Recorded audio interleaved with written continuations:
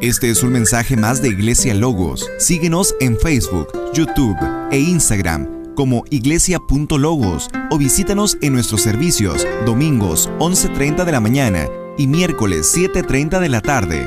Estamos en Avenida Sanders y Eje Vial Juan Gabriel, en Ciudad Juárez, Chihuahua. Iglesia Logos, creados para alabanza de su gloria.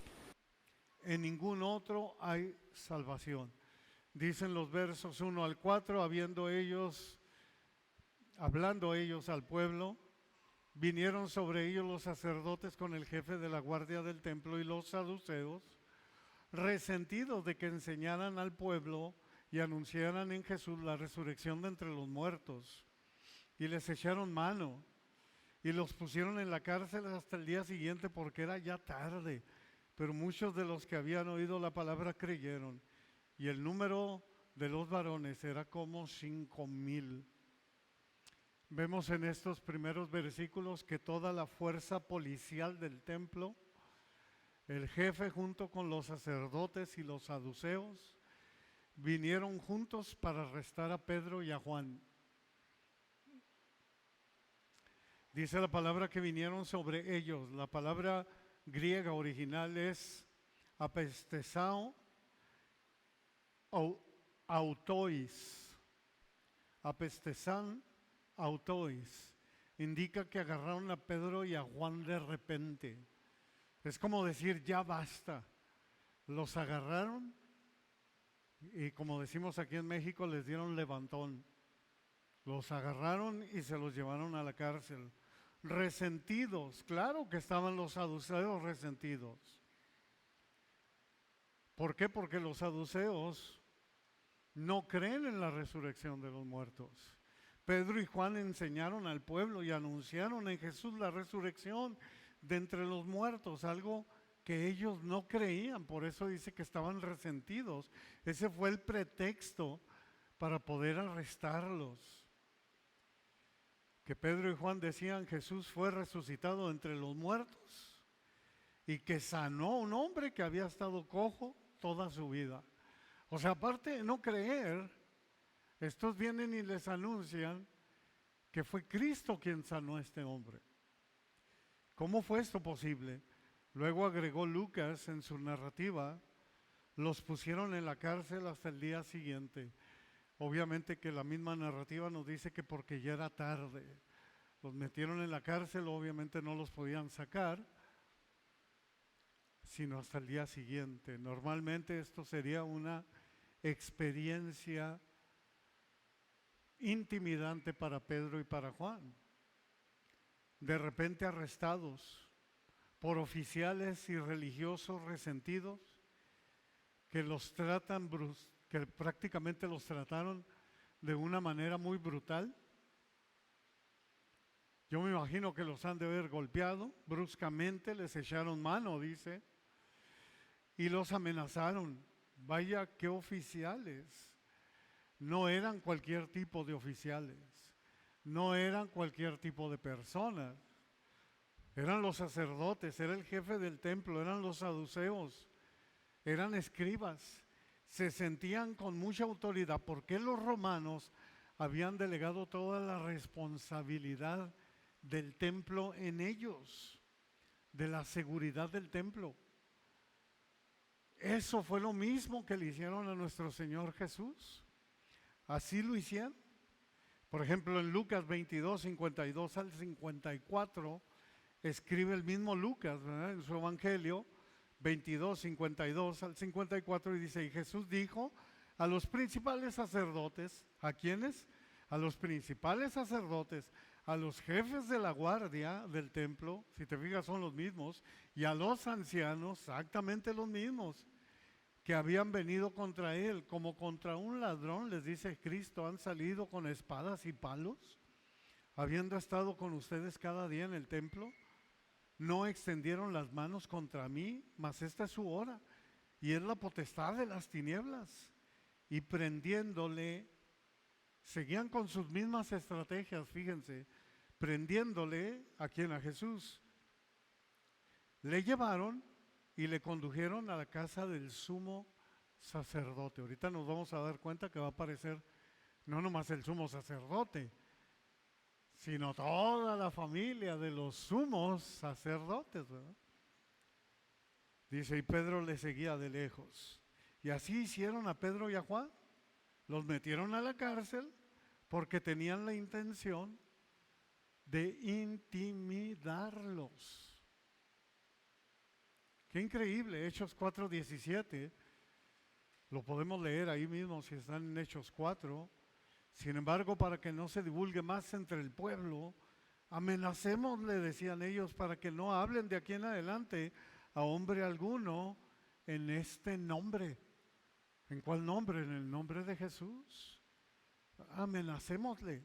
Prácticamente, si siguen predicando, los vamos a arrestar. Si siguen predicando, los vamos a golpear. Si siguen predicando, vamos a lastimar a su familia o a los que aman. Solamente recuerden, como son los mismos, recuerden lo que les hicimos a su maestro, lo matamos. Eso era lo que estaban tratando de ellos meter precisamente en Pedro y en Juan. Ellos querían dominar, aplastar, desaparecer el cristianismo en sus inicios. Como mínimo lo que ellos querían era prácticamente enseñorearse de ellos, tener el dominio sobre la iglesia, que más adelante fue lo que hizo Constantino cuando inicia lo de la iglesia católica. Prácticamente de ser perseguidos pasan ellos a perseguir. ¿Para qué? Para seguir teniendo ellos el control, para tener el poder. Que eso era lo que querían precisamente, lamentablemente, el Sanedrín. Imagínate las amenazas.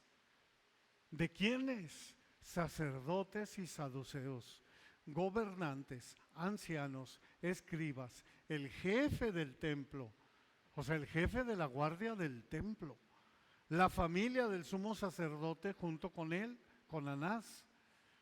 Y luego aparece Caifás, que fue el que estuvo precisamente contra nuestro Señor Jesús, Juan y Alejandro.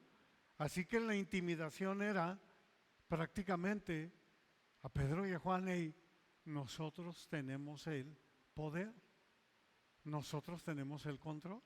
Si siguen predicando como lo han estado haciendo, es porque nosotros lo hemos permitido.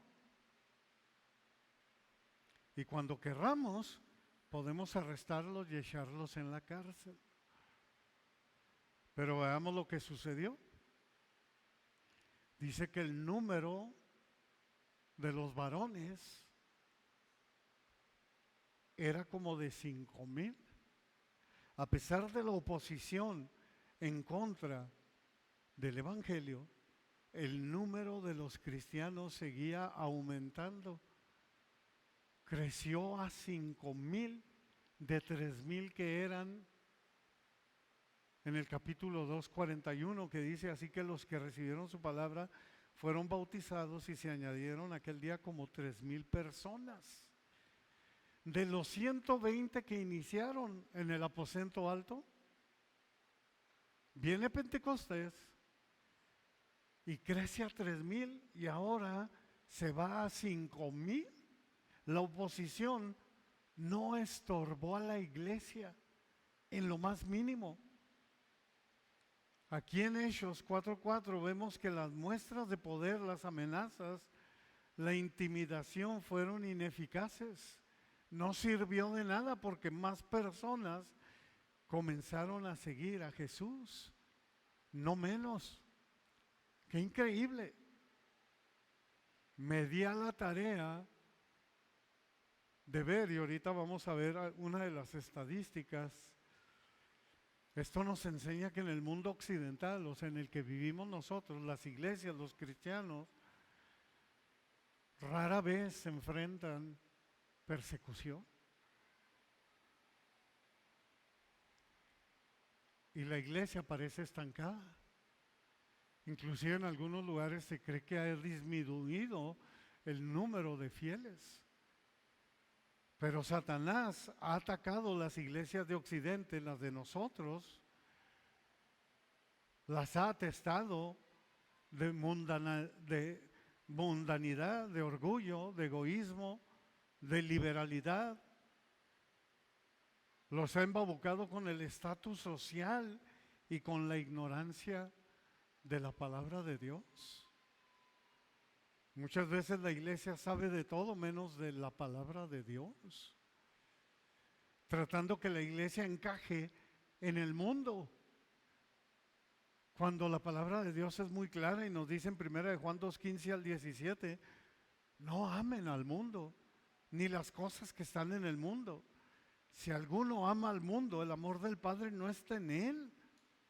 Porque todo lo que hay en el mundo, los deseos de la carne, los deseos de los ojos y la vanagloria de la vida no proviene del Padre, sino del mundo. Y el mundo pasa y sus deseos, dice, pero el que hace la voluntad de Dios, ese es el que va a durar para siempre, ese permanece para siempre. ¡Qué bendición! La palabra es bien clara. El cristiano es linaje escogido, hermano, real sacerdocio. Es nación santa, es pueblo adquirido y llamado de las tinieblas a la luz admirable de Cristo. Lo escribe el mismo Pedro, 1 Pedro 2:9. Y cuando la oposición llega, abunda el favor, la misericordia, el amor de Dios, la gracia de Dios. Eso es lo que estaba aconteciendo.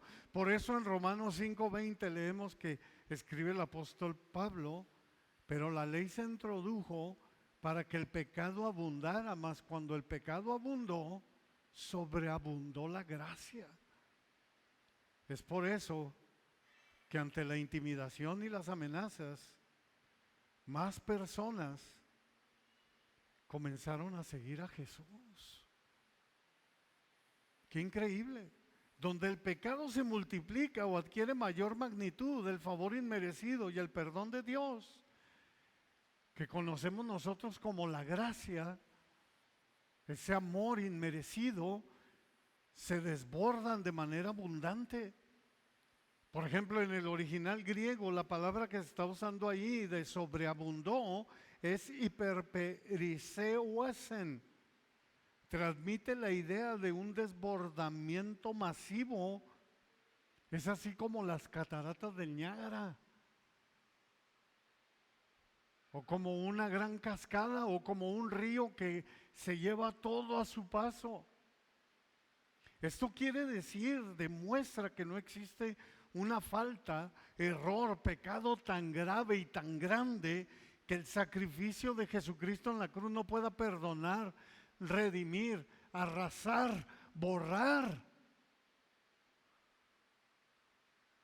Eso es sobreabundar. ¡Qué bendición!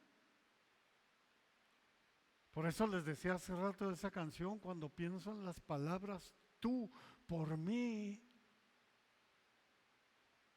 ¿qué amor más grande puedo yo recibir? Cuando pienso que te diste tú por mí, 1000 batallas son como un juego infantil. Tenemos que valorar. Y me la voy a pasar diciéndolo hasta que el Señor o viene por nosotros o nos llama a su presencia, hermanos. Pero tenemos que valorar lo que Cristo hizo por nosotros. Es una bendición, en ningún otro hay salvación. Vamos a ver los versos 5 y 6. Aconteció al día siguiente que se reunieron en Jerusalén los gobernantes, los ancianos y los escribas, y el sumo sacerdote Anás y Caifás y Juan y Alejandro y todos los que eran de la familia de los sumos sacerdotes. Estos dos versículos 5 y 6 se refieren a todo el poder legislativo judío que se llamaba Sanedrín.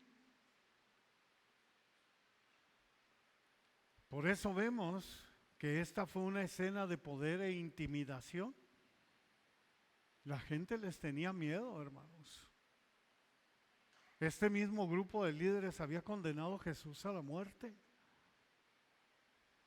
y querían que supieran que tenían el poder para hacerle lo mismo a Pedro, Juan y a cualquier otro.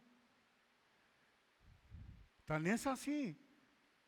Recuerdan que más adelante lo vamos a ver, que el sumo sacerdote le dio cartas a Saulo de Tarso para apresar, golpear y matar a los seguidores de Jesús. Ese poder tenían.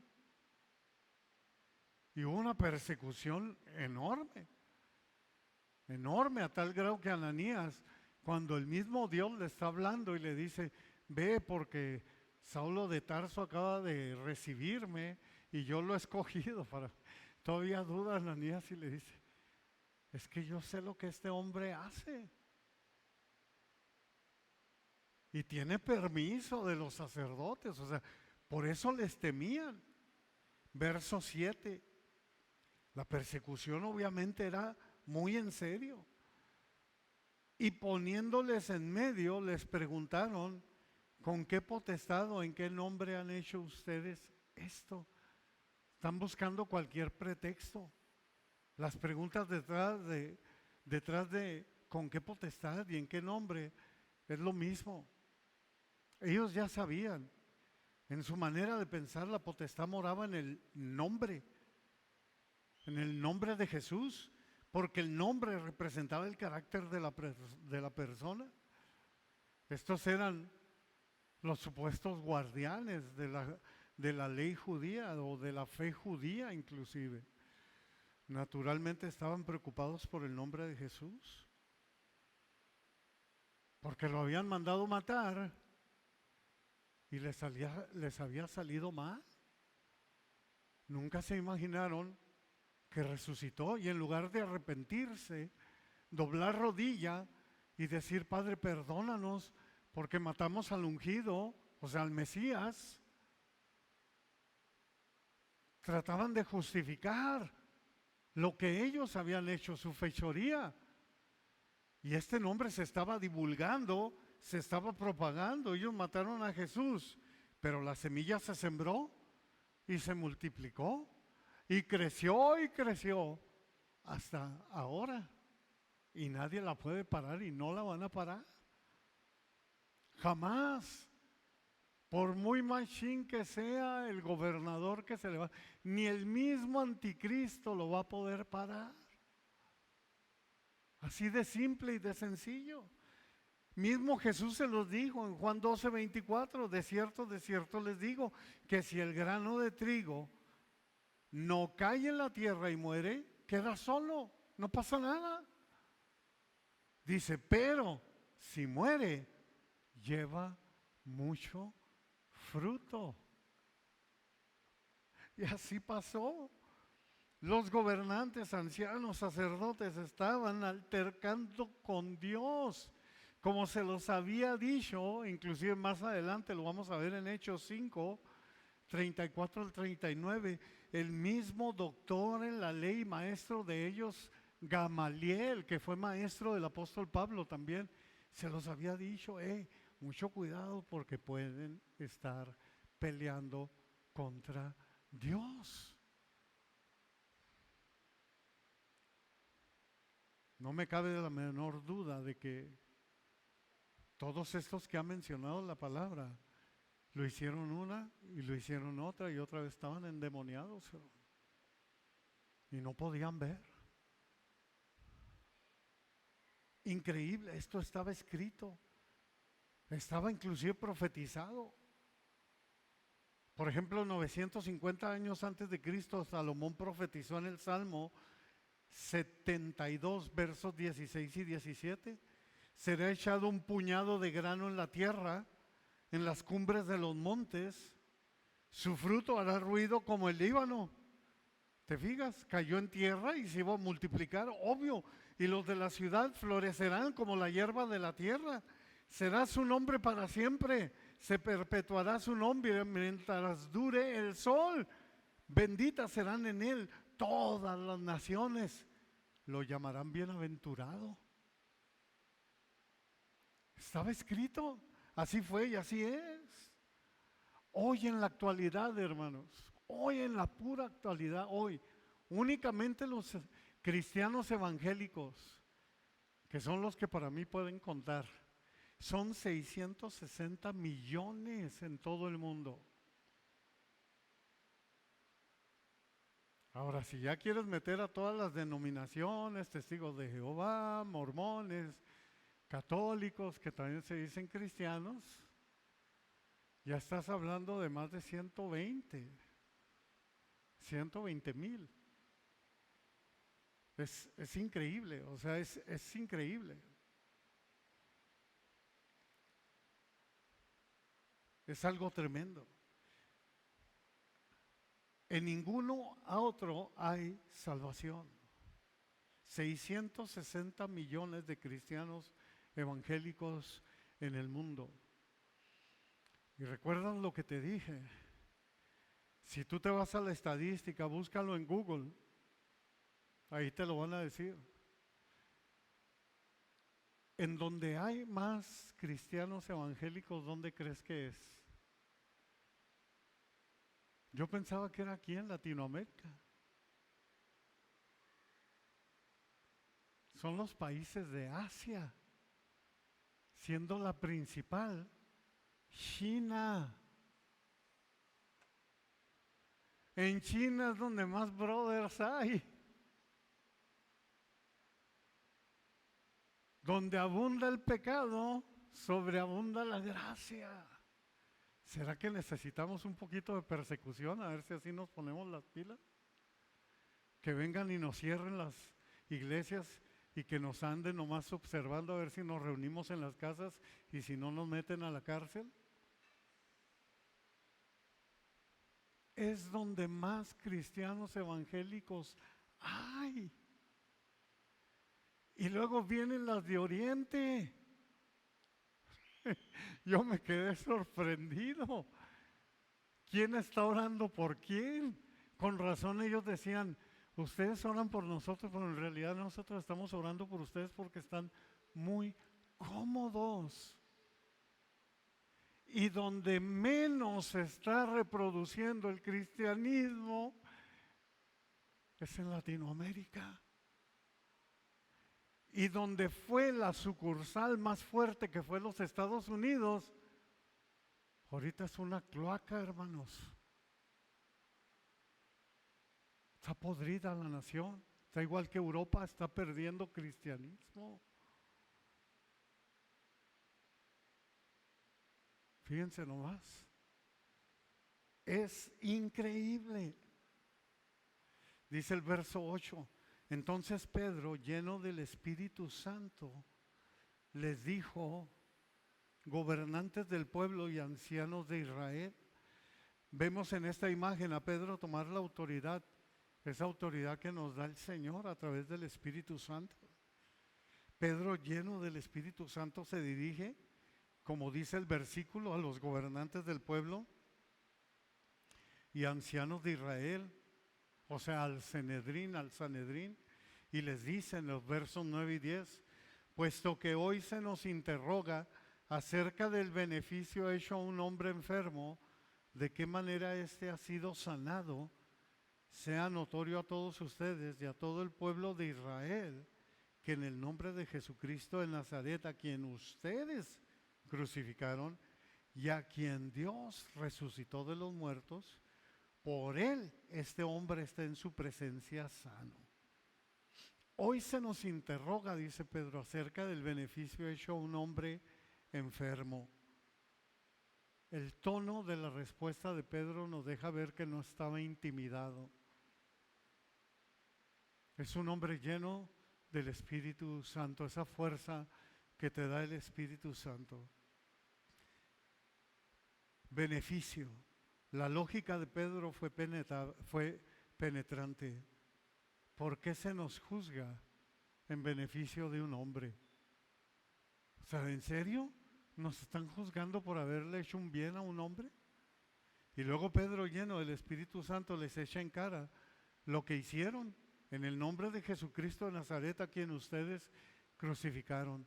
Algunos de nosotros le hemos dicho, Pedro, hombre, estás viendo la situación. Y tú con tu bocota todavía ahí, ¿no? O sea, como no queriendo caerles bien, Pedro les dice, a quien ustedes crucificaron, se les deja ir a la yugular, sí. Pedro aprovecha para predicar y hablar de quien habla toda la palabra de Dios.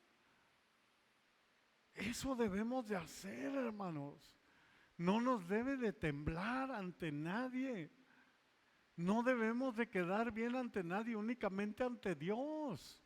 Como dijo Pablo, o quedo bien con los hombres o con Dios, porque si no, pues no soy siervo de Dios. Yo tengo que hablar la verdad, aunque incomode. No te voy a dar por tu lado nomás para quedar bien. Eso es lo que está haciendo. Les dice simple y sencillamente: Jesucristo de Nazaret, a quien ustedes crucificaron, a quien Dios resucitó de los muertos, por él este hombre está en su presencia sano. Todo por lo que ellos estaban siendo arrestados se los avienta en su cara. Les dice: esta es la razón, solo que no querían creer, no lo podían aceptar. Lamentablemente le daban más valor a su estatus social y a su orgullo, porque eso es lo que era el Sanedrín, compuesto por los principales sacerdotes, ancianos, fariseos y escribas. Son denunciados en las Escrituras una y otra vez por su hipocresía, por su soberbia, y no querían creer en Jesús. Punto. Por ejemplo, en Juan 6:36 dice Jesús: mas les he dicho que aunque me han visto, no creen. En Juan 10:25-26 Jesús les respondió: se los he dicho y no creen. Las obras que yo hago en nombre de mi Padre, ellas dan testimonio de mí, pero ustedes no creen porque no son de mis ovejas, como se los he dicho. Y Pedro añadió en el verso 11: este Jesús es la piedra reprobada por ustedes, que se supone que son los edificadores,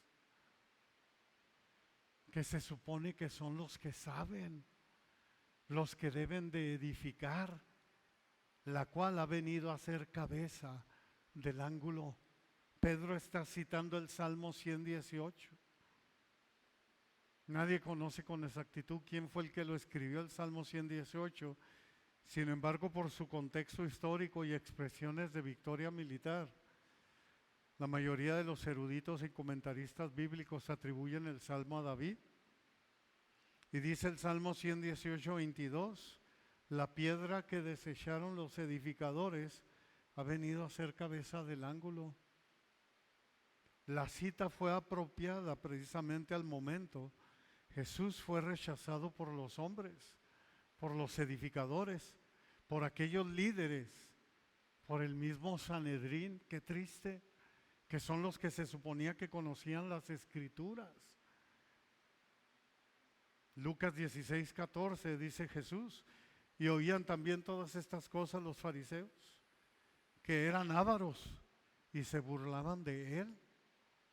Se burlaban de nuestro Señor Jesús. Jesús fue exaltado por su Padre, y lo hemos visto muchas veces. El principal versículo es Filipenses 2:9, donde dice que Dios le exaltó hasta lo sumo y que le dio un nombre que es sobre todo nombre. Por eso dice que ha venido a ser cabeza del ángulo. Luego añadió Pedro en el verso 12: y en ningún otro hay salvación, porque no hay otro nombre, te fijas, bajo el cielo, dado a los hombres, en que podamos ser salvos. Pedro no solo proclamó a Jesús como un camino de salvación, sino como el único camino de salvación. La idea de que ningún otro hay salvación y de que no hay otro nombre bajo el cielo dado a los hombres en que podamos ser salvos es difícil de aceptar para muchos. Pero es la realidad y es la verdad, y está claramente declarado. Hoy en día algunos se preguntan: ¿no hay otra manera en que podamos salvarnos a nosotros mismos? Nadie más puede, hermanos. No se puede. Si vas a ser rescatado, solo Jesús lo va a hacer. La palabra lo dice, en ningún otro hay salvación. Primera de Timoteo 2, 3 al 5. Primera de Timoteo capítulo 2, versos 3 al 5. Dice la palabra de Dios, porque esto es bueno y agradable delante de Dios nuestro Salvador, el cual quiere que todos los hombres sean salvos y vengan al conocimiento de la verdad. Porque hay un solo Dios y un solo mediador entre Dios y los hombres, Jesucristo hombre. Si alguien desea creer, como muchos creen hoy en día, no, yo me voy a salvar porque soy bueno, yo no le hago mal a nadie, yo no soy malo. O porque algunos te dicen, no, existen muchos caminos al cielo. Otros te dicen porque uno puede tomar lo mejor de todas las religiones. Yo no los veo tan mal y las puedo moldear en una. ¿Sabes que esa persona está engañada? No sabe nada de la palabra, nada. Lo único que cuenta es lo que Dios dijo, no lo que Buda dijo, no lo que Mahoma dijo, no lo que Krishna dijo. Lo que Cristo dijo, lo que la palabra de Dios dice. Si quieres creerlo, puedes creerlo, pero sufre las consecuencias. Un día te vas a dar cuenta que no fue así. Un día vamos a estar delante de su presencia. Algunos de los que asistían a este lugar, 3, ya se nos adelantaron y ellos ya se dieron cuenta de esa realidad.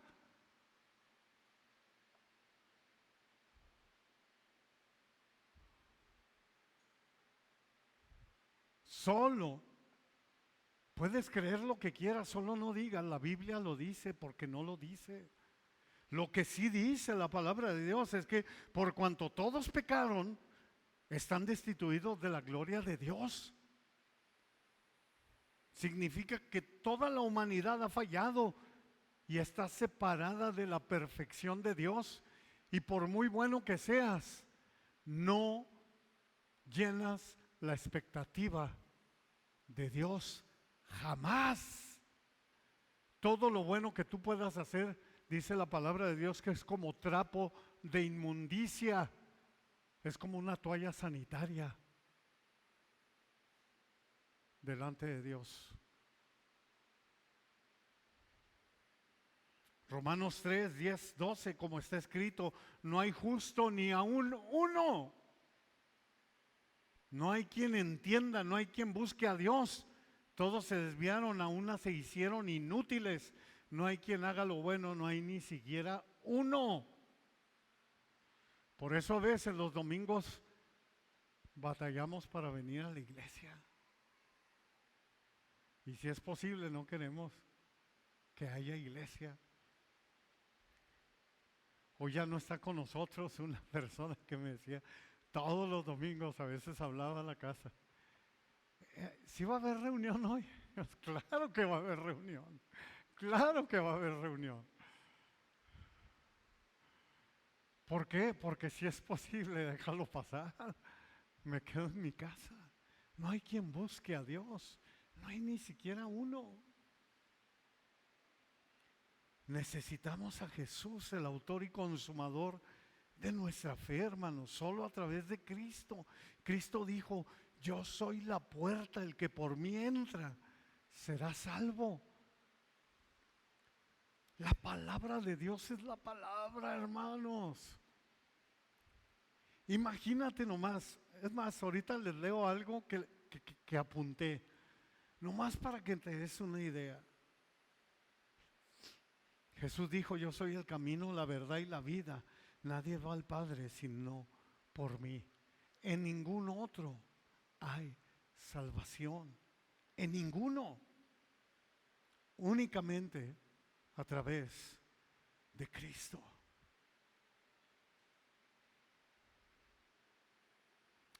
Mira lo que apunté de lo que es la palabra de Dios.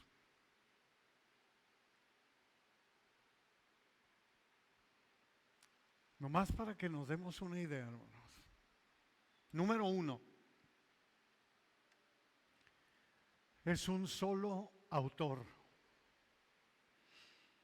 Número 2, con 40 escritores, un poco más de 40 escritores. Número 3, contiene el Antiguo Testamento 39 libros y el Nuevo Testamento 27 cartas. Número 4, sorpréndete. Yo casi me voy para atrás. Poco más de 64,000 correlaciones entre Antiguo y Nuevo Testamento. ¿Sabes lo que eso significa? Que lo que se habló en el Antiguo Testamento se cumple en el Nuevo Testamento. Un poco más de 64,000, hermanos. El hermano que da la estadística dice, eso es un milagro. Dime si no es la palabra de Dios. Ahí te va lo sorprendente. Escrita en un lapso de 1500 años. Porque tú dijeras tú, no, pues es que se pusieron de acuerdo. Escrita en un lapso de 1500 años, más de 40 autores o escritores, en 3 diferentes continentes y en 3 diferentes idiomas. Solo Dios, hermanos, es la palabra de Dios. No hay libro semejante a este libro, jamás. Cuando tú lo empiezas a leer y empiezas a empaparte, te das cuenta de la perfección que hay.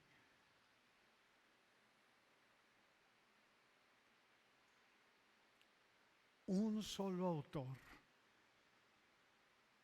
con más de 40 escritores, escrita en 3 diferentes continentes, 3 diferentes idiomas, con 1500 años de separación y 64,000 correlaciones entre Antiguo y Nuevo Testamento. Qué bendición, hermanos. En ningún otro hay salvación, hermanos. Solo en Cristo.